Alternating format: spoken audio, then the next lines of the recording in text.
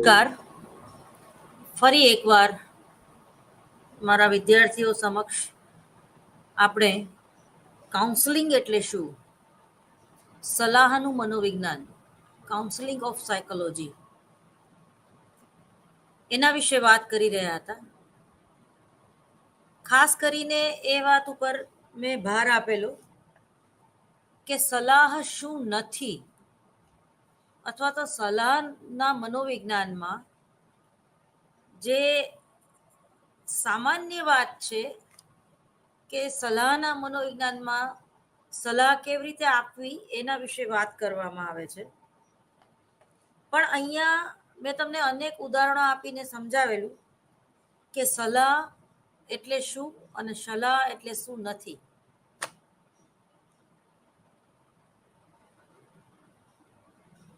Counsellor આગળ જ્યારે તમે જાઓ છો ત્યારે કોઈને કોઈ સમસ્યાથી તમે પીડાતા હોવ છો. તમે કોઈ નિર્ણય સુધી જ્યારે ન પહોંચી શકતા હોય ત્યારે પણ તમને સલાહની જરૂર પડે છે. તમે કોઈ ફોબિયાથી પીડાતા હોય, તમે ડિપ્રેશનમાં હોય, તમે સંઘર્ષમય પરિસ્થિતિ અનુભવતા હોય, વારંવાર એકને એક વિચારો આવતા હોય, ટૂંકમાં વાર્તનિક વિકૃતિઓ નો વ્યક્તિ જ્યારે ભોગ બને છે ત્યારે એને કાઉન્સલરની એટલે કે મનોવિજ્ઞાનના જાણકાર કાઉન્સલરની, સલાહકારની મદદ લેવી જોઈએ. કોઈ પણ બુદ્ધિશાળી વ્યક્તિ પણ ઘણીવાર ભૂલ કરી બેસે છે કે કાઉન્સેલિંગ એટલે આપણી આગળ કોઈ સલાહ માંગવા આવે એટલે આપણે એ પરિસ્થિતિમાં જે કંઈ નિર્ણયો કરતા હોય એ નિર્ણયો એ નહીં કરવા એવો આપણે આગ્રહ નહીં, ઘણીવાર દુરાગ્રહ રાખતા હોઈએ છીએ. તો કાઉન્સલર ક્યારેય પોતાના વિચારો કે પોતાના નિર્ણયો અસીલ ઉપર થોપી નથી બેસતો. એના વિશે આપણે વાત કરી. હવે થોડું આપણે આગળ વધીએ કે માનવીને અનેક સમસ્યાઓ સતાવે છે. બદલાતા જતા વિશ્વ સાથે તાલ મેળવવા માનવીને અનેક અવનવા પ્રશ્નોનો સામનો કરવો પડે છે.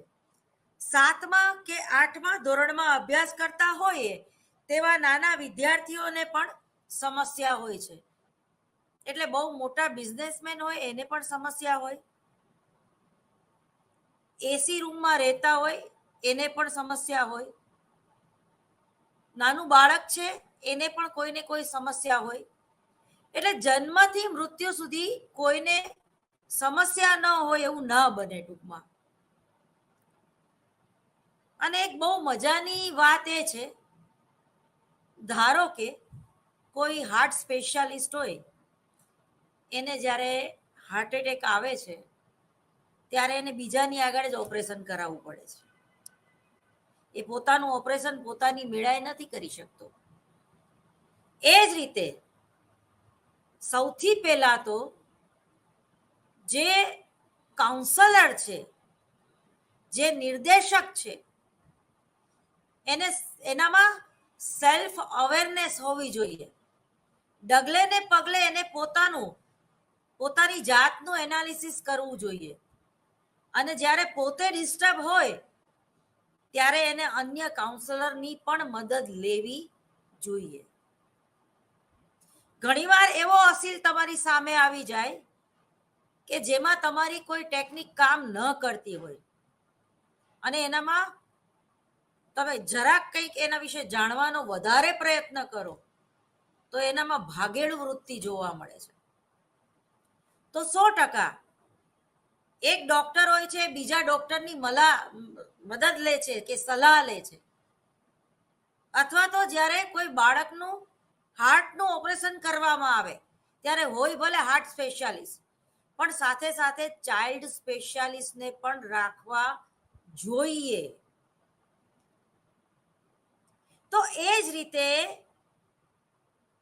જ્યારે પ્રત્યક્ષ રીતે કાઉન્સલર અને અસીલ સામસામે બેઠા હોય ત્યારે ભલે એ એકદમ કોન્ફિડેન્શિયલ બાબત છે, પણ જ્યારે તમારું જ્ઞાન ઓછું પડે ત્યારે બિલકુલ સંકોચ વગર તમે બીજા કાઉન્સલરની મદદ લઈ શકો છો, પરંતુ એ જાહેર કરવાની વાત નથી.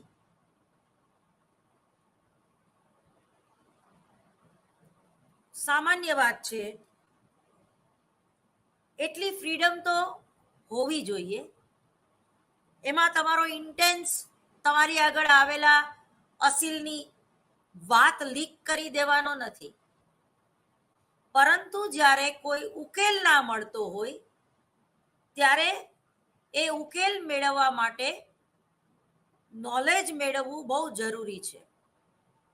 ઘણીવાર એ નોલેજ તમને ઓનલાઈન પણ મળી જાય, ઘણીવાર તો આખી સિટિંગ દેખાડવામાં આવતી હોય છે કે કોઈ બાળક જ્યારે એની કેરિયરને લઈને કોઈ સમસ્યાથી પીડાતો હોય કે એને કયા વિષય સાથે આગળ વધવું, તો એમાં પણ કાઉન્સેલિંગની જરૂર પડે છે.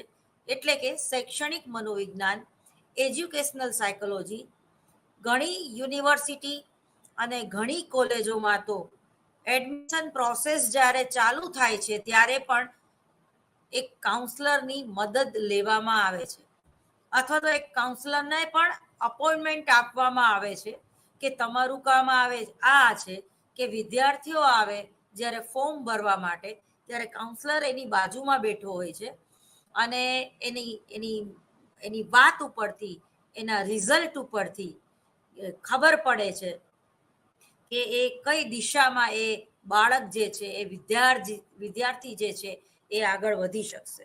તો આવી સમસ્યાઓ માટે કેટલીક શાળાઓમાં કાયમી સલાહકારની નિમણૂક કરવામાં આવે છે.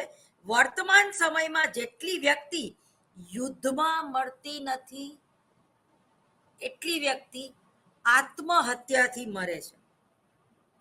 આવા વિષમ સંજોગોમાં સલાહની અત્યંત આવશ્યકતા છે. પણ કેવી સલાહની? વિશિષ્ટ સલાહની. મનોવિજ્ઞાનના જાણકાર જે હોય એની સલાહની. જો આત્મહત્યા કરનાર વ્યક્તિને સમયસર સલાહ મળી જાય તો તેઓ આ ગંભીર આત્મઘાતી ઘટનાથી બચી જાય છે, આ અપરાધથી બચી જાય છે. કટોકટીની એક પળ જો સાચવી લેવામાં આવે, એ પળ જો પસાર થઈ જાય તો એ જે માણસ જે છે એનું જે અમૂલ્ય જીવન છે એ બચી જતું હોય છે. માટે સલાહકાર તેને મદદરૂપ સાબિત થઈ શકે છે. સલાહકાર એ વ્યક્તિને તેની સમસ્યાને અનુરૂપ સલાહ આપે છે, પરંતુ સલાહ કોને કહેવાય? આ બહુ મોટો વિચિત્ર પ્રશ્ન છે. તમે આગળ જેમ જેમ નવા ટોપિક સમજતા જશો, જેમ કે સલાહ એટલે શું, સલાહ આપનારનું મહત્વ શું હોય છે, એના સ્થાનો, એનું ભૌગોલિક વાતાવરણ, એ બધી વાત એમાં આવશે. પછી સલાહના પ્રકારો, કયા પ્રકારો હોય છે જેને ધ્યાનમાં રાખીને અને અસીલને ધ્યાનમાં રાખીને કયા પ્રકારનો તમારે ઉપયોગ કરવો, એની પણ આપણે વાત કરશું. એ પછી સલાહના ધ્યેયો, સલાહ આપવાનું ધ્યેય શું છે એની વાત કરશું. પછી સલાહની જરૂરિયાત કોને છે, કેવી વ્યક્તિને સલાહ આપવાની જરૂરિયાત છે. પછી સલાહ સમસ્યાનું વર્ગીકરણ, કોઈ પણ સમસ્યા કેવી છે, સામાન્ય પ્રકારની સમસ્યા છે, ગંભીર પ્રકારની સમસ્યા છે, માનસિક સ્વાસ્થ્યને લગતી સમસ્યા છે, હેલ્થને લગતી સમસ્યા છે, કોઈ સામાજિક ઘટનાને લઈને સમસ્યા છે, કોઈ મહામારીને લઈને સમસ્યા છે. તો એ સલાહની સમસ્યાનું વર્ગીકરણ પણ આપણે જોઈ જશું. અને એ પછી છે ભારતીય વિદ્યાર્થીઓની જરૂરત અંગેના પુરાવાઓ. આ ખૂબ મહત્વનો ટોપિક છે, કારણ કે ઘણીવાર એવું બને છે કે પશ્ચિમી મનોવિજ્ઞાનમાં જે સમસ્યાઓ હોય છે એ સમસ્યાઓ કદાચ ભારતમાં નથી હોતી અથવા તો બહુ જૂજ પ્રમાણમાં હોય છે.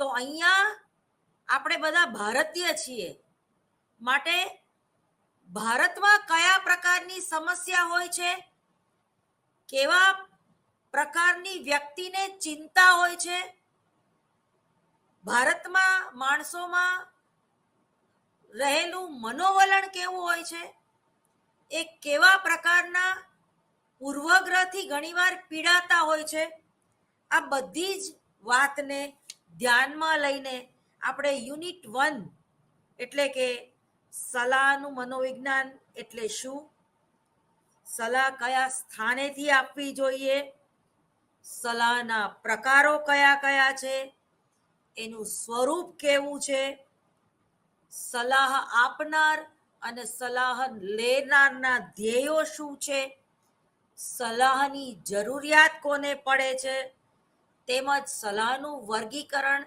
કઈ રીતે કરી શકાય, અને ભારતીય વિદ્યાર્થીઓ અથવા તો ભારતીય લોકોને કેવા પ્રકારની સમસ્યાઓ હોય છે મૂળભૂત રીતે, એની પણ આપણે વાત કરીશું. એટલે અહીંયા આપણે યુનિટ 1 ટૂંકમાં પૂરું કરીશું. છેલ્લે આપણે લેક્ચરમાં છેલ્લી લાઈન મારી એ હતી કે સલાહનું સ્વરૂપ કેવું છે. તો તમે જુઓ કે સલાહનું સ્વરૂપ કેવું છે, તો સૌથી પહેલા તો સલાહકાર છે એની આગળ કોણ આવે છે, જેને કોઈ જ સમસ્યા નથી એવી વ્યક્તિ તો નથી આવતી. દાખલા તરીકે તમે સામાન્ય ઘરની બહાર નીકળતી વખતે તમારા મમ્મીને પૂછો છો કે મમ્મી આ ડ્રેસ મને કેવો લાગે છે, અથવા તો હું કેવી લાગુ છું, એનો સામાન્ય જવાબ છે સરસ.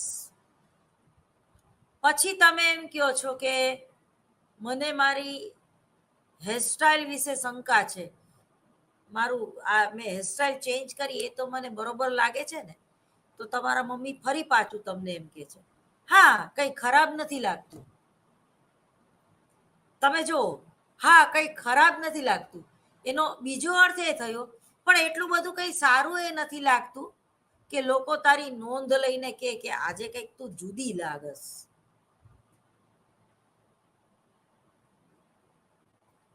તો આ જે વિધાનો છે, આ જે સ્ટેટમેન્ટ કર્યું એમના મધરે, તો ઇટ્સ ઓકે, તું સારી જેવી છો એવી જ લાગસ, રોજ જેવી લાગસ એવી જ લાગસ, કંઈ બહુ ફેરફાર લાગતા નથી. પણ તમારો ઇન્ટેન્સ શું છે કે કાં તમને એમ કે યાર મસ્ત લાગસ, કદાચ તમારો ઇન્ટેન્સ એ હોઈ શકે, અથવા તો તમે અંદરથી આજે હું લેક્ચરમાં શું ભણાવીશ એની પીડામાં હો, એટલે તમારા મોઢા ઉપર સ્ટ્રેસ દેખાતો હોય, એટલે પણ તમે પૂછ્યું હોય કે સ્ટ્રેસ મારા ફેસ ઉપર બહાર નથી આવી જતો ને, કે મમ્મી હું કેવી લાગુ છું. ચલો માની લ્યો કે તમને કોઈ પણ પ્રકારનો સ્ટ્રેસ નથી, તમે હેરસ્ટાઈલ પણ ચેન્જ નથી કરી, તમે તમારા રૂટીન પ્રમાણે છો, અને તમે પૂછો છો કે મમ્મી હું આજે કેવી લાગુ છું, અથવા તો હું બરોબર તો લાગુ છું ને, પણ તમારા મમ્મીએ નોંધ ના લીધી કે આજે તમે યલો કલરના કપડાં પહેર્યા છે, અને યલો યલો ડટી ફેલો, ટૂંકમાં યલો કલર પહેરતા ઘણા લોકો ખચકાય છે, અને યલો કલરના કપડાં તમે તમારી લાઈફમાં બહુ ઓછા પહેર્યા છે, અથવા તો નાના હતા ત્યારે જ તમે લાલ લીલા પીળા કપડાં પહેર્યા છે, મોટા થયા પછી પ્રોફેસર તરીકે તમે જ્યારે કાર્યરત થયા પછી ત્યારે તમે પ્રોફેસરને શોભેવા સોફેસ્ટિકેટેડ કપડાં જ પહેર્યા છે, જેને આપણે ઇંગ્લિશ કરીએ ઓફ વ્હાઇટ કલર, કે જે બહુ નજરમાં ન આવે, અથવા તો એટલા બધા સિમ્પલ અને સોબર હોય કે ઉડીને આંખે વળગે, એવું પણ બને. પેલું ગીત છે ને, ન ગજરે કી હાર ન મોતીઓ કે હાર, ન કોઈ કિયા સિંગાર ફિર ભી તુમ કિતની ખૂબસૂરત હો. એના જેવું કે ઘણીવાર કોઈ વ્યક્તિની પર્સનાલિટી એવી હોય છે કે જેટલી વધારે સિમ્પલ હોય એટલી વધારે સારી લાગે. તો તમે એ જ રીતે ક્લાયન્ટ જે કંઈ તમને તમારી સલાહ લેવા આવ્યો છે, જે કંઈ સમસ્યા શું છે, એના મૂળ સુધી તમારે પહોંચવું જોઈએ. તમે એના મૂળ સુધી ક્યારે પહોંચી શકો? ખરેખર એની સમસ્યા શું છે, ખરેખર ઈ કેવી લાગે છે એ સમસ્યા નથી. એને ખબર જ છે હું રોજ લાગુ છું એવી જ લાગુ છું, પણ યલો કલરનો ડ્રેસ મને સારો લાગે છે કે નહીં, જ્યાં સુધી ક્લાયન્ટ કે એ વ્યક્તિ ચોખ્ખે ચોખ્ખું નથી પૂછતી ત્યાં સુધી એઝ એ કાઉન્સલર જે છે એને કેવી રીતે વિશિષ્ટ રીતે સમજણ પૂરી પાડવી એ એને સમજાતું નથી. એટલે જ્યાં સુધી પોતાની સમસ્યા અસીલ જે છે, દર્દી જે છે, સામે બેઠેલી વ્યક્તિ જે છે એ પૂરી રીતે ક્લિયર નહીં કરે ત્યાં સુધી કઈ ટેકનિક અપનાવી, કઈ પદ્ધતિનો ઉપયોગ કરવો, ટૂંકમાં કાઉન્સેલિંગ કરતી વખતે કેટલી સિટિંગ થશે, કેટલું ડીપલી જવું એના ઇતિહાસમાં, એના બાલ્યાવસ્થાના અનુભવોમાં, એવન એના માતા પિતાનો સ્વભાવ, એ લોકોનું વર્તન જાહેરમાં પોતાના બાળક સમક્ષ કઈ બાબતને, કયા સમસ્યા રૂપી વાતાવરણને કાઉન્સલરે સ્પર્શ કરવો એ નહીં સમજાય. જ્યાં સુધી સમસ્યા નહીં સમજાય ત્યાં સુધી પહેલી જ સિટિંગમાં એવો આગ્રહ ન રાખવો કે સામે બેઠેલો અસીલ જે સમસ્યા છે એ જ સમસ્યા તમને કહે. એ તમારેથી છુપાવવાની કોશિશ કરે છે ત્યારે તમારું જે નિરીક્ષણ છે એ કેવું હોવું જોઈએ? તમારું જે નિરીક્ષણ એ મહત્વની ભૂમિકા ભજવે છે.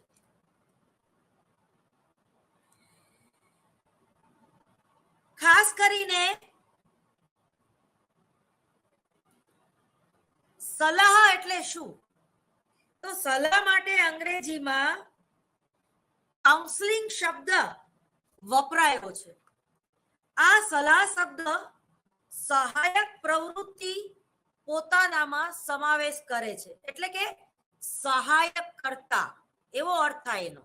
સહાયક કરતા સંબંધનો મોટો ભાગ સલાહના શબ્દમાં સમાવિષ્ટ થઈ જાય છે. એવું કોણે કીધું? તો કે H.N. મૂર્તિ ઈસવીસન 1980 ના દાયકામાં એમણે સલાહ વિશે આવી વ્યાખ્યા કરી. તો કહે છે કે સલાહ શબ્દ કેટલીક વાર વ્યક્તિત્વ એટલે કે પર્સનાલિટી અને બુદ્ધિ એટલે કે ઇન્ટેલિજન્સી ની જેમ જુદી જુદી અર્ધ છાયાઓ ધરાવે છે. અને બુદ્ધિ કે સલાહ વિશે લોકો માને છે જુદું અને ખરેખર સલાહ છે જુદી. સલાહ લોકોને મન ઉપદેશ એવો અર્થ થાય છે. વ્યક્તિઓ જુદી જુદી પરિસ્થિતિઓમાં સલાહ ઈચ્છે છે. વર્ષોથી માનવીએ પોતાના સાથીઓ અને વડીલોની સલાહ લીધી છે. તેમની પાસેથી પ્રોત્સાહન, સહાનુભૂતિ, સુવિધા અને સમજ મેળવી છે. આને લીધે જ વેરભાવ વધ્યા જગતમાં એ પોતાનું અસ્તિત્વ ટકાવી શક્યો છે. સલાહનું ધ્યેય ભાવિ સમસ્યાઓના ઉકેલ પર વિજય મેળવવાનું છે. જો તમે આખી વાતમાં શું સમજ્યા કે સમસ્યા જે છે એ મુખ્ય સ્થાને છે. સલાહનું મનોવિજ્ઞાન ત્યારે જ ઉપયોગી બને જ્યારે કોઈ સમસ્યા હોય. અને જન્મથી મૃત્યુ સુધી દરેક વ્યક્તિને પોતાની અલાયદી સમસ્યા હોય જ છે.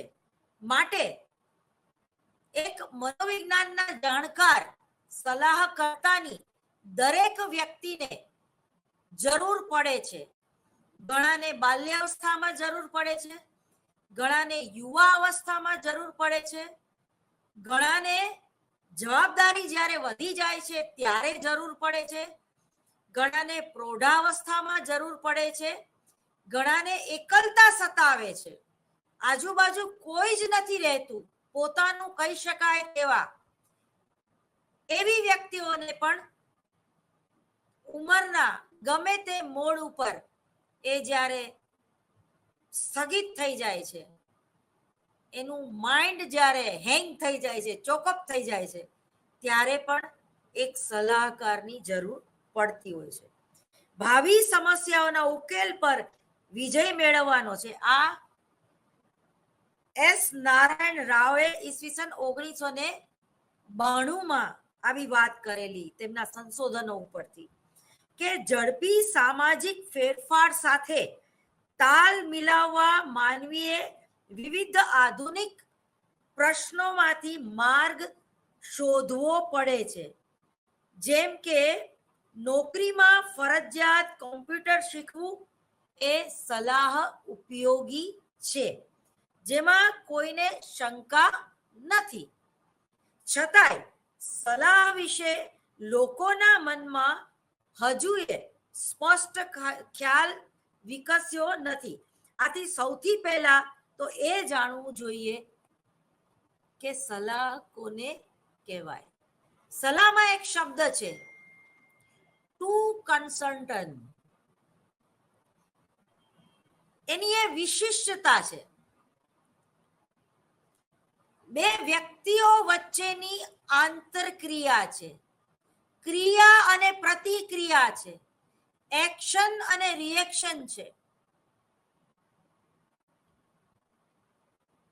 જ્યારે કોઈ નાટક આપણે જોઈ રહ્યા છીએ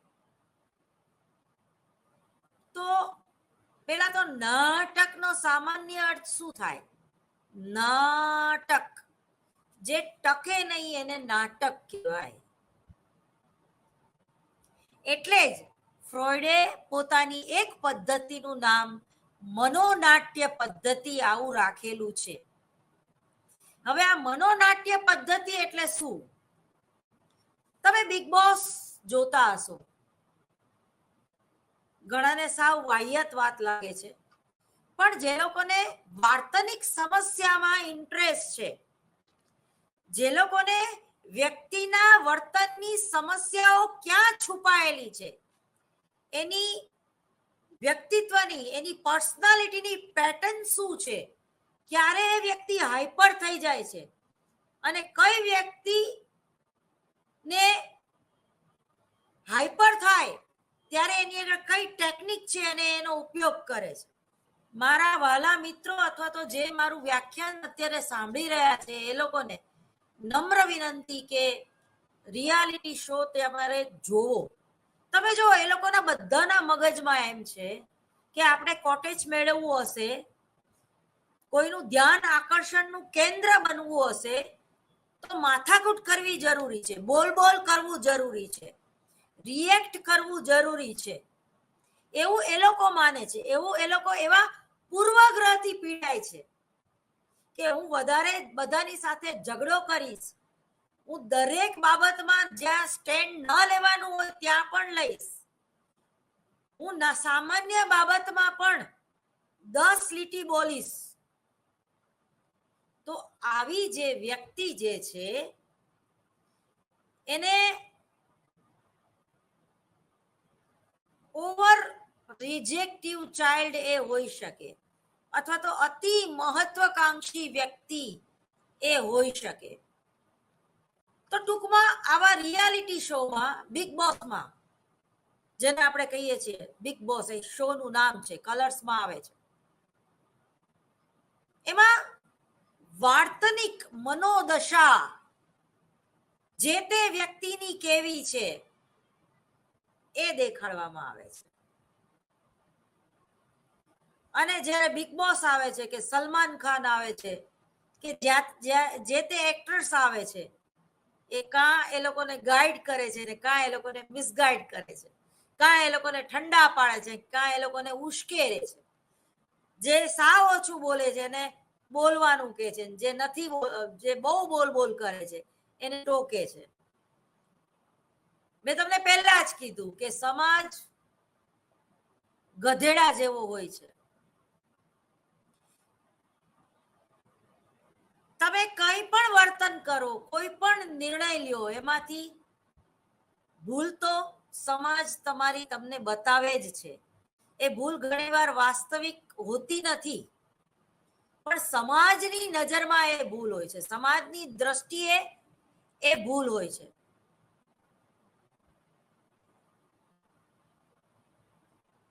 જેમ કે એક નાની એક વાર્તા કહી દઉં તમને. એક પતિ પત્ની એક ગામથી બીજે ગામ પોતાના ગધેડા સાથે જતા હતા. એટલે આનું ટાઇટલ છે સમાજ ગધેડા જેવો હોય છે ટૂંકમાં. એમ એક ગામથી બીજે ગામ ગયો, એટલે બીજું ગામ આવી ગયું.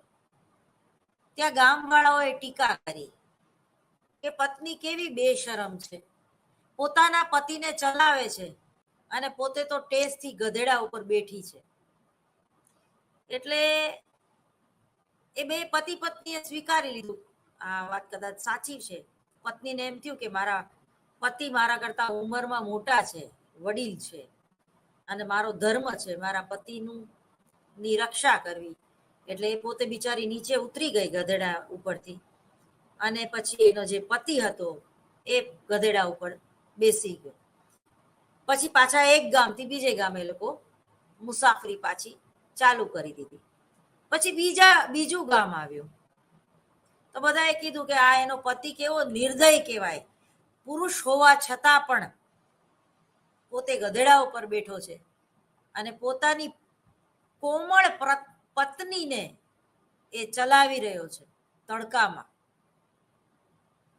તો બે પતિ પત્ની એકબીજાની સામું જોઈને હસ્યા.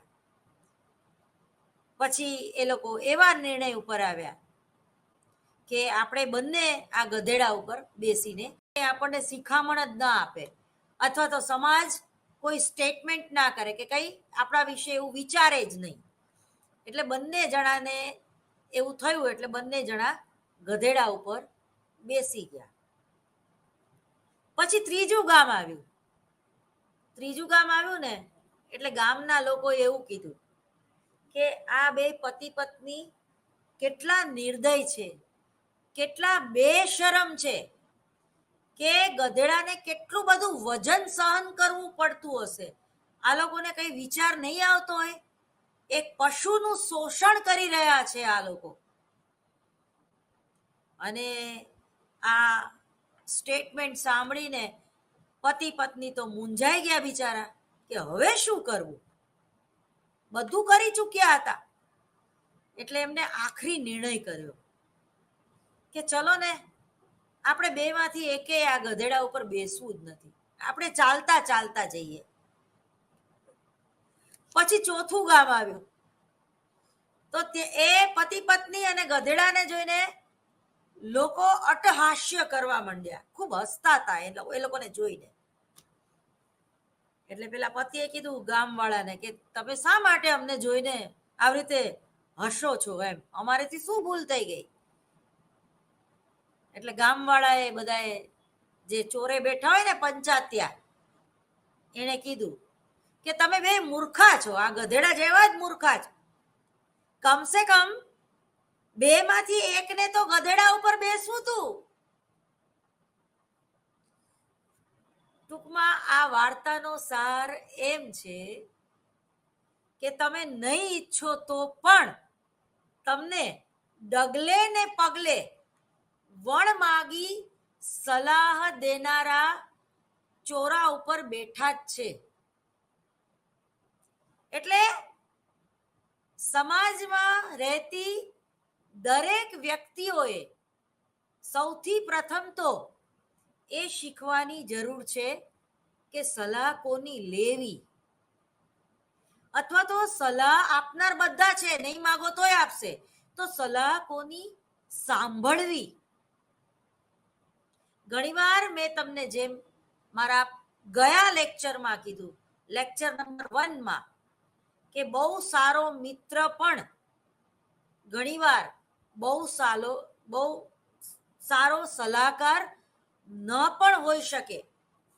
એક મિત્ર જે છે તમને ખૂબ પ્રેમ કરતો હોય, ત્યારે એ જ્યારે તમને સલાહ આપે છે ત્યારે એનામાં એક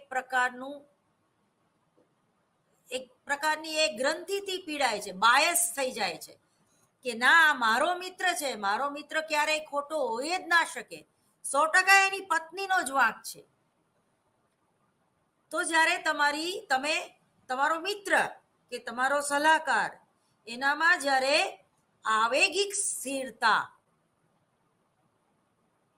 ઇમોશનલ ઇન્ટેલિજન્સી જ્યારે એનામાં નથી હોતી, એક પ્રતિબદ્ધતા કે એનામાં એક વિવેક બુદ્ધિ નથી હોતી, ત્યારે એ સલાહ જે છે એ નુકસાન કરતા નીવડે છે. એટલે ટુ કન્સલ્ટન્સી, જો આ પ્રોફેશનલ બિઝનેસ છે, તમારે એનું પેમેન્ટ લેવાનું છે, મફતમાં સલાહ નથી આપવાની. એટલે જે ખરેખર પ્રોફેસરો હોય ને કાઉન્સલર હોય ને, એને પૈસા ન આપો ને ત્યાં સુધી એ બોલે નહીં. એક સિટિંગના લગભગ 1000 થી માંડીને 5000 સુધીની એની ફી હોય છે. એટલે એને કન્સલ્ટન્સી એવો શબ્દ વાપરવામાં આવ્યો છે. કન્સલ્ટ કરવું, જોડાણ કરવું, બે વ્યક્તિ વચ્ચેનું જોડાણ છે, દર્દી અને સલાહકર્તા. મીન્સ કે કાઉન્સલર અને પેશન્ટ, અસીલ અને જેણે મનોવિજ્ઞાનનું જ્ઞાન છે એવો સલાહકાર. તો આ જે સલાહકાર છે એને આપણે હિન્દીમાં નિર્દેશક તરીકે પણ ઓળખાવીએ છીએ. નિર્દેશ કરવું, ડિરેક્ટ કરવું. પણ એ ડિરેક્ટ કરતી વખતે પણ કોઈ પણ કલાકાર છે, એની પર્સનાલિટી કેવી છે, એનું વ્યક્તિત્વ કેવું છે, એની સૂઝ કેવી છે, એની ક્રિએટિવિટી કેવી છે, એ જોઈ સમજીને એનું કાસ્ટિંગ કરવામાં આવે છે. કયા રોલમાં કેવી વ્યક્તિ સૂટ થશે. દાખલા તરીકે ઉમરાવ જાન પિક્ચરમાં રેખાને કેમ હિરોઈન તરીકે, એટલે કે મુખ્ય ભૂમિકા ભજવવા માટે પસંદ કરવામાં આવી. એ જે નોલેજ છે એ ડાયરેક્ટરને હોવું જોઈએ. એમાં કોઈ પણને લઈ શકાય. એમાં માની લો કે ઉમરાવ જાન પિક્ચર 2 બનાવવામાં આવે તો એ રોલમાં નવી હિરોઈન જે છે એમાંથી કઈ હિરોઈન એવી છે કે જેની પર્સનાલિટી રેખા જેવી હોય? નહીં મળે, કોઈ નહીં મળે. આલિયા માલિયા ઠાલિયા જ છે. હવે બધા હીરો અને હિરોઈન છે, કોઈ કલાકાર નથી, કોઈ આર્ટિસ્ટ નથી. જ્યારે ઓફબીટ નાટક કે ઓફબીટ પિક્ચર હોય છે ત્યારે જે લોકોએ નાટકમાં કામ કરેલું હોય છે એ આર્ટિસ્ટ જે તે રોલ જે છે એ બહુ સારી રીતે નિભાવી શકે છે.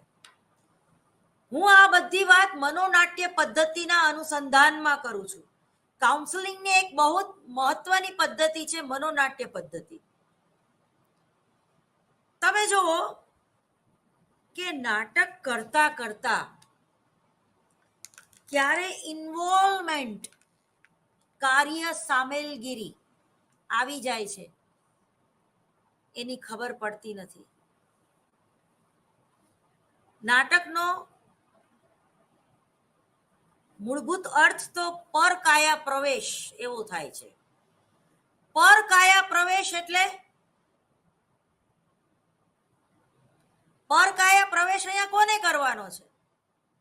તો કે છે પરકાયા પ્રવેશ અહીંયા કાઉન્સલરને કરવાનો છે, સલાહકર્તાને કરવાનો છે, નહીં કે ક્લાયન્ટને. પણ ક્યારેક ક્લાયન્ટ પણ અતિશયોક્તિ જ્યારે કરે છે પોતાના દુઃખની, પોતાની સમસ્યાની, ત્યારે એ પણ ઘણીવાર બઢા ચઢા કે કહેના એવું બને છે. પરંતુ આ એક કાઉન્સલરે દર્દી બની જવાનું છે. એટલે કે શા માટે દર્દી બનવાનું છે? શા માટે પરકાયા પ્રવેશ કરવાની છે? પોતાના પૂર્વગ્રહ, પોતાના વિચારો, પોતાના અનુભવો ક્યાંક પોતાના અસીલ ઉપર ઠોકી ના બેસે એના માટે.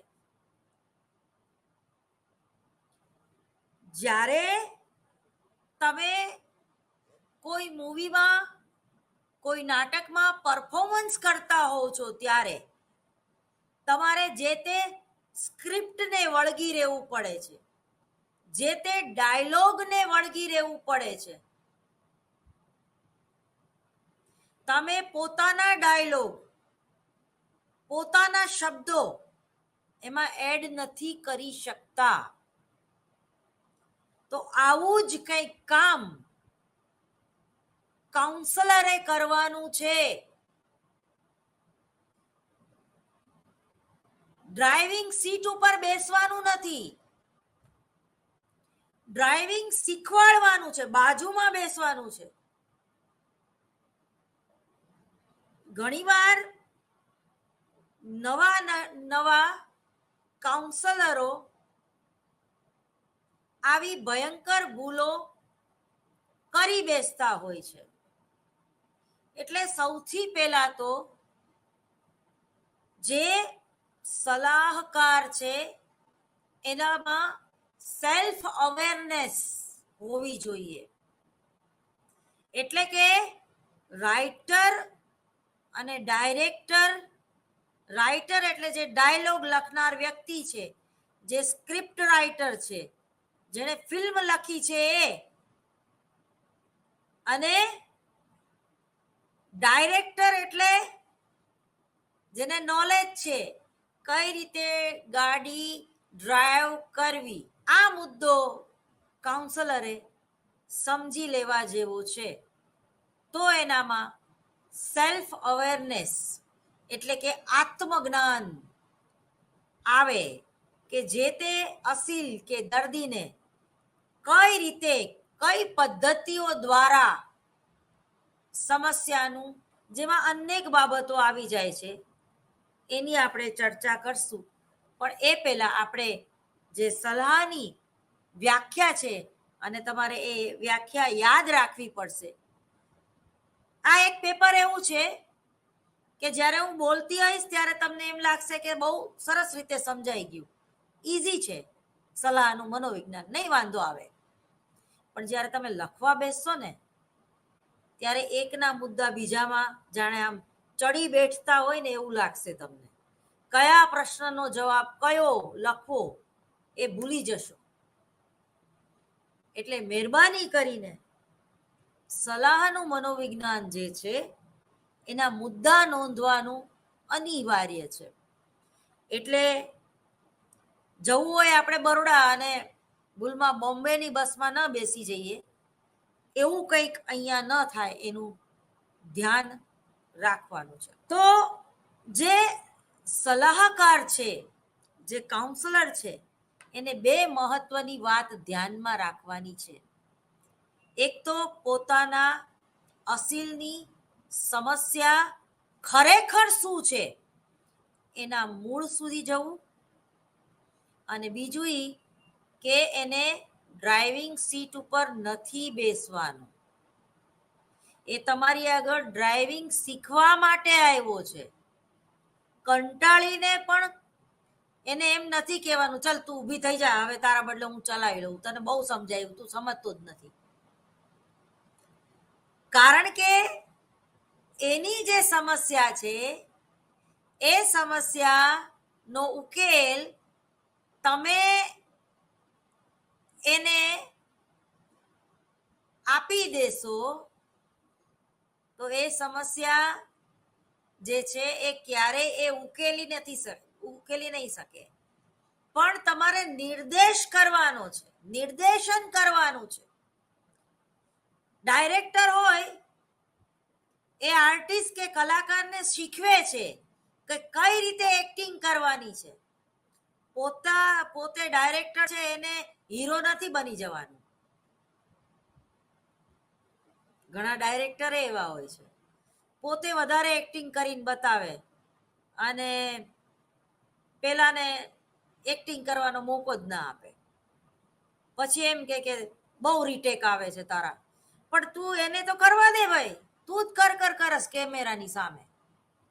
એટલે બધું એને જ કરી લેવું હોય છે. રાઇટર, ડાયરેક્ટર, એક્ટર, ઘણા એવા હરક પદુડા હોય છે પણ એ ફેલ જાય છે. તમે જુઓ અજય દેવગણ, પછી બોલો એક ને એક વસ્તુ 3 વાર ગાય એ કોણ? હિમેશ રેશમિયા. પાગલ બનાયા આપને, એ જે એક ને એક વસ્તુ 3 વાર ગાય છે. પછી સલમાન ખાન પોતે રાઇટરે પોતે, ડાયરેક્ટરે પોતે, એક્ટર પણ પોતે. પછી એવો ગોટે ચડે ગોળ ઓલા ઘાંચીના બળદની જેમ ફરતો રહે. શું કરવાનું છે એ ખબર જ ન રહે, કારણ કે એ કારે કેટલા બધા ડેટા મગજમાં આવી જાય. તો અહીંયા તમારે કાઉન્સેલિંગ કરતી વખતે તમારી ભૂમિકા શું છે એ નક્કી કરવું પડશે. ખૂબ જ ધીરજ માગી લે એવું કામ છે. ઘણીવાર તો રીતસર તમને એવું લાગે કે યાર આનેથી ડોબો મેં ક્યાંય જોયો નથી, આ એકને એક મને પૂછપૂછ કરે છે, એકને એક પોતાની વાત કરે રાખે છે, એકને એક પોતાની સમસ્યા જે છે એ દર્શાવે રાખે છે. એટલે એ ઘણું બધું બોલે છે સિટિંગમાં, પહેલી સિટિંગમાં, બીજી સિટિંગમાં, ત્રીજી સિટિંગમાં. પણ એમાંથી કઈ વસ્તુને તમારે ઇમ્પોર્ટન્ટ આપવું, મહત્વ આપવું, એ તમારી વિવેક બુદ્ધિ ઉપર આધાર રાખે છે. દાખલા તરીકે ખૂબ સરસ ઉદાહરણ તમને આપું. 5મા ધોરણમાં તમને ગણિત વિષય નહોતો ગમતો, કારણ કે જ્યારે તમે દાખલો ગણવામાં ભૂલ કરતા ત્યારે જે ગણિતનો શિક્ષક છે એ તમને સજા કરતો, એ તમને હાથ ઉપર ફૂટપટ્ટી મારતો. તમે 4 દાખલા ગણીને લાવ્યા હોય અને એમાં 2 સાચા હોય અને 2 ખોટા હોય, તો એ જે 2 સાચા દાખલા છે એને એપ્રિશિએટ ક્યારેય ન કરતો, પરંતુ જે 2 ખોટા દાખલા આવ્યા છે એ 10 વાર ગણવા માટે આપતો. એ જે શિક્ષક છે એના ઉપર તો તમને નફરત થઈ જાય છે. અથવા તો માની લ્યો કે એ શિક્ષક જ તમારા ફાધર હતા અને ફાધરને તમે નફરત નથી કરી શકતા. એટલે જ્યારે તમે ફાધરને નફરત ના કરી શકો, જ્યારે કોઈ શિક્ષકમાં તમે ફેરફાર ન કરી શકો, ત્યારે એના ઓબ્સન્ટમાં, એના સ્પેર વ્હીલમાં તમે શું કરો છો? તો કે જે તે વિષય એટલે કે ગણિતને નફરત કરવા માંડો છો. મને ગણિત વિષય ગમતો જ નથી. પણ ખરેખર એવું ના હોય. 7મા ધોરણમાં જે તમારો શિક્ષક હતો અને એ શિક્ષક તમને સજા આપતો વારંવાર, એની દાજ રૂપે તમને ગણિત વિષય ઉપર નફરત થઈ ગઈ. પણ જ્યારે તમે 8મા કે 9મા ધોરણમાં આવ્યા, અમારા ધાંગધ્રા સ્કૂલના શિશુકુંજમાં ભણાવતા સીકે વ્યાસ મને આજે યાદ આવે છે. એટલું પોલાઇટલી ને એટલું શાંતિથી ભણાવે કે ન પૂછો વાત. એને તમે એક ને એક દાખલો 10 વાર પૂછો, 10 વાર એના મોઢા ઉપર ક્યાંય ગુસ્સો ન દેખાય. સ્માઇલિંગ ફેસ ઓલવેઝ, સદાબહાર, દેવાનંદ. અને એટલું સરસ રીતે સમજાવે, પરંતુ એ શિક્ષકના પ્રેમમાં ન પડતા એ વિષયના પ્રેમમાં પણ આપણે પડી જઈએ. એવું બને? અહીંયા પ્રેમમાં પડવાની વાત આવી. ઇમ્પોર્ટન્સ એને દેવું. શિક્ષકને પ્રેમ કરવો, કાઉન્સલરના પ્રેમમાં પડવું, કે સમસ્યાના ઉકેલના પ્રેમમાં પડવું. તો આ દ્વિપક્ષીય પ્રક્રિયા છે. પરંતુ કેન્દ્ર સ્થાનમાં તો શું છે? તમારી જે તે સમસ્યા જ.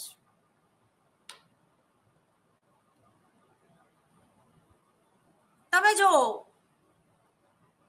સલાહ કરતા છે ને, એનામાં ઈક્યુ અને આઈક્યુ લેવલ સમાંતરે જતા હોવા જોઈએ.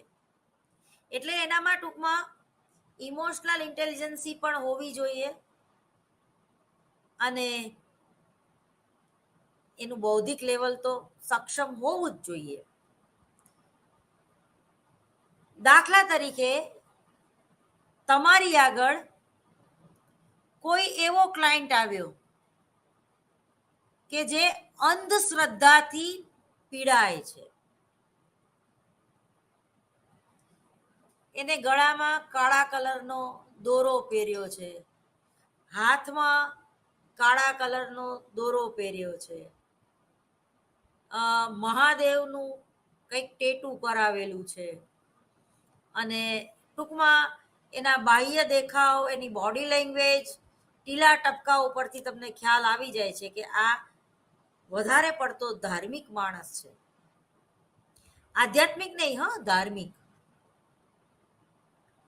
તો હવે એ કાઉન્સલર એને એમ કે આ શું દોરા ધાગા કરીને તમે આવ્યા છો, કાઢી નાખો, આનેથી કઈ ફેર નહીં પડે, હું સલાહ આપું એનાથી ફેર પડશે. તો એ જે પેલો અસીલ છે એ ભાગી જશે. કારણ કે દુખતી નસ ઉપર તમે હાથ મૂક્યો. તમારે એ અંધશ્રદ્ધાથી પીડાતો હોય તો એનો વિરોધ નથી કરવાનો, પરંતુ એ વ્યક્તિ જે તે બાબતને, જે તે પૂર્વગ્રહને સમજીને છોડે એ રીતે ટ્રીટ કરવાનું છે. હવે આપણે વ્યાખ્યા ઉપર જઈએ. સલાહને ખાસ પ્રકારના સલાહકાર સંબંધ તરીકે જોઈએ અથવા તો જોઈ શકાય છે, જેમાં પ્રવૃત્તિના સમૂહ કે પદ્ધતિના સ્વરૂપમાં જોઈ શકાય છે. તેમાં સેવાઓ આપવામાં આવે છે એવા ક્ષેત્ર તરીકે પણ તમે જોઈ શકો છો. કોઈ પણ સલાહકાર જે છે એનો જે સ્વભાવ છે એ હેલ્પિંગ નેચર હોય એ ખૂબ જરૂર છે. એવું નેલ્સન જોન્સ ઈસવીસન 1984માં એને કીધું. એ પછી બીજી વ્યાખ્યા છે કે સલાહ એ સલાહાર્થી વચ્ચે જોડાણની આંતરક્રિયાત્મક પ્રક્રિયા છે, જેની ચર્ચા આપણે કરી ગયા, જેમાં તેને સલાહકારની મદદની જરૂર પડે છે. સલાહકાર સલાહ મદદ આપવા માટે શિક્ષિત અને તાલીમબદ્ધ હોવો જોઈએ. ત્રીજી વ્યાખ્યા છે, હવે આ જે બીજી વ્યાખ્યા છે એને કોણે આપી તો કે પેરેટ ઈસવીસન 1965 આપેલી વ્યાખ્યા છે. હવે ત્રીજી વ્યાખ્યા તરફ આપણે જઈ રહ્યા છીએ, જે વ્યાખ્યા આપનાર છે હોફમેન અને સ્પ્લેટલે. એણે કહ્યું કે સલાહ એ વ્યવસાયિક તાલીમ પામેલા નિપુણ સલાહકાર અને વ્યક્તિગત બાબતમાં સહાયજનકથી વ્યક્તિ વચ્ચેનો સંબંધ છે. દાખલા તરીકે હરિભાઈ દેસાઈ, અત્યારે ચૂંટણીનો માહોલ છે ગુજરાતમાં, તો ભાજપ કેટલા મતે જીતશે કે હારશે? આમ આદમી પાર્ટીની શરૂઆત ગુજરાતમાં કેવી રહેશે? પગપેસારો જબરજસ્ત રીતે કરી શકશે કે ધીમી ગતિએ? અને કોંગ્રેસનું આ વખતે પત્તું સાવ કપાઈ જશે કે એનું જે 2002, 2014 કે 2017 જે સ્થાન હતું એ જાળવી રાખશે? તો આને કહેવાય પોલિટિકલ એનાલિસિસ.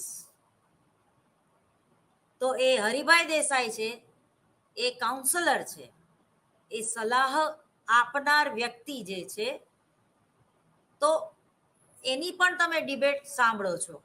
એક ભાજપનો કાર્યકર્તા હોય, એક કોંગ્રેસનો કાર્યકર્તા હોય, એક આમ આદમી પાર્ટીનો કાર્યકર્તા હોય, તો કોઈ એક પ્રોફેસર હોય કે કોઈ એક જેને કહેવાય કે એનજીઓ ચલાવે કે કોઈ પણ જેને કહેવાય કે સમાજનો મોભી, તો એ લોકો જ્યારે ડિબેટ કરે છે તો એ ડિબેટ ઉપરથી અથવા તો એ આંકડાઓ પ્રમાણે જે એનાલિસિસ કરીને મૂકે છે, તો એ જે પોલિટિકલ લેવલે જે તે સમસ્યાઓની શું અસર થશે.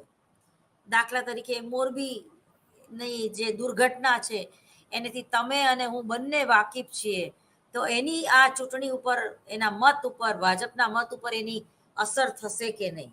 તો એનું જે એનાલિસિસ કરતા જે છે એ એનાલિસિસ કરતા એ સલાહકાર હોઈ શકે.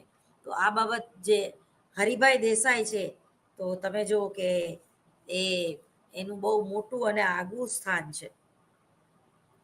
તો વ્યવસાયી સલાહની પ્રેક્ટિસ એ બોધાત્મક, ભાવાત્મક, વાર્તનિક કે વ્યવસ્થિત હસ્તક્ષેપ વડે માનસિક આરોગ્ય, મનોવૈજ્ઞાનિક કે માનવીના વિકાસના સિદ્ધાંતોને વિનિયોગ, ઉપયોગ અને માનવી કલ્યાણ અને વ્યક્તિગત વૃદ્ધિ કે કારકિર્દી વિકાસ તેમજ રોગના નિદાનને સંબોધિત કરીને આ બધી જ બાબતોને ધ્યાનમાં રાખીને કરવામાં આવે છે.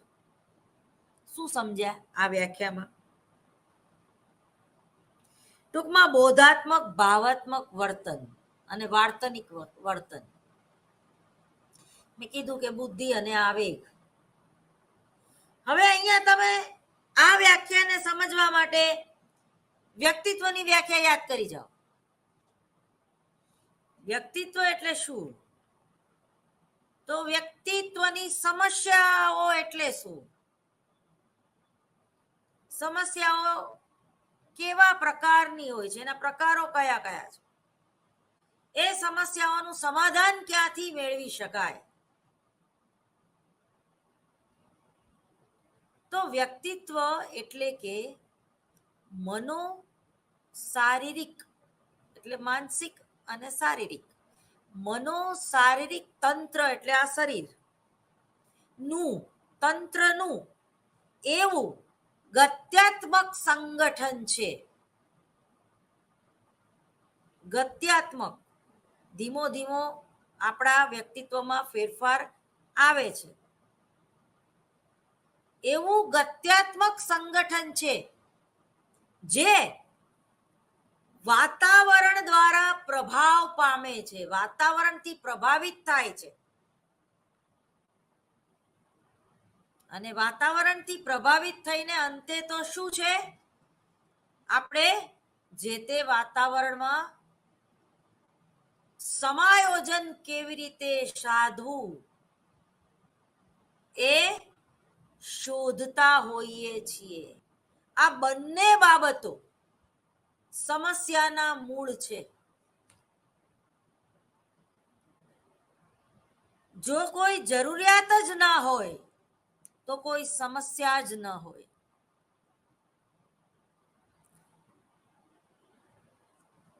અનકન્ડિશનલ લવ, અપેક્ષા વગરનો પ્રેમ. તમે જો આ ચિત્ર શું દર્શાવી જાય છે?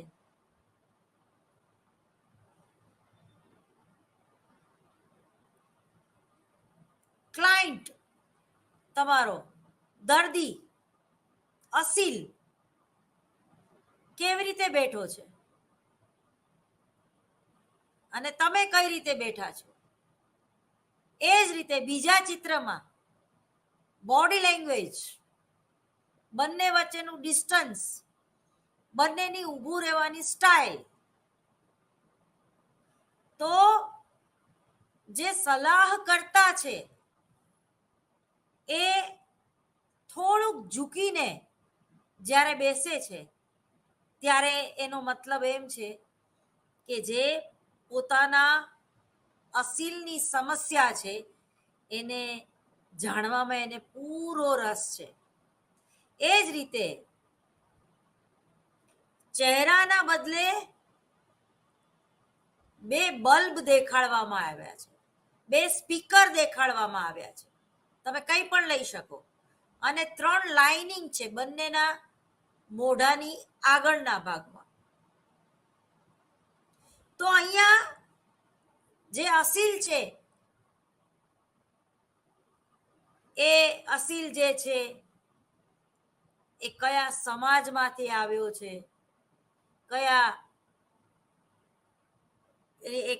કઈ જ્ઞાતિમાંથી આવ્યો છે, કે કયા એનો વ્યવસાય શું છે, એ બધી વસ્તુ ગૌણ બની જાય છે. કેવી છે, કેટલી છે અને કેટલી સિટિંગ થશે એ પણ તમારા મગજમાં સતત ચાલતું હોય છે. હવે અમેરિકન કાઉન્સલર એસોસિએશને જે કાઉન્સેલિંગ એટલે શું, એટલે કે સલાહ એટલે શું, એની જે વ્યાખ્યા કરી છે એમાં 1997માં જે વ્યાખ્યા કરી સંશોધનના આધારે આ પ્રમાણે છે કે સલાહ એક એવી પ્રક્રિયા છે જેમાં બે વ્યક્તિ, સલાહકાર અને અસીલની ચિંતા માટે નિયમિત રીતે મળે છે. એના પછીની જે વ્યાખ્યા છે, સલાહ એ માનવ વર્તનમાં પરિવર્તન કરવાના ઉદ્દેશ્યથી વૈજ્ઞાનિક રીતે પ્રાપ્ત કરેલા મનોવૈજ્ઞાનિક જ્ઞાન અને પ્રયુક્તિનો કલાત્મક વિનિયોગ છે. ખૂબ જ અગત્યની વ્યાખ્યા મારી દ્રષ્ટિએ બ્રુકે આપી, કારણ કે એને જે શબ્દ ઉપયોગ કર્યો કલાત્મક વિનિયોગ, સલાહ આપવી એ એક આર્ટ છે, સલાહ આપવી એ એક કળા છે. તમે જો કોણ સલાહ આપનાર છે એનું એક આપણા માનસ ઉપર વર્ચસ્વ હોય છે. તમે મોરારી બાપુને ગુરુ તરીકે જ્યારે માની લીધા છે ત્યારે એમના મુખેથી એક વાક્ય નીકળે કે મદ્યપાન ન કરવું, તમાકુ ન ખાવું, સિગરેટ ન પીવી, ડ્રગ્સના રવાડે ન ચડવું, તો એની એક ઇફેક્ટ ક્લાયન્ટ ઉપર કે શિષ્ય ઉપર વધારે થતી જોવા મળે છે. વધારે આવતા લેક્ચરે ભણીશું.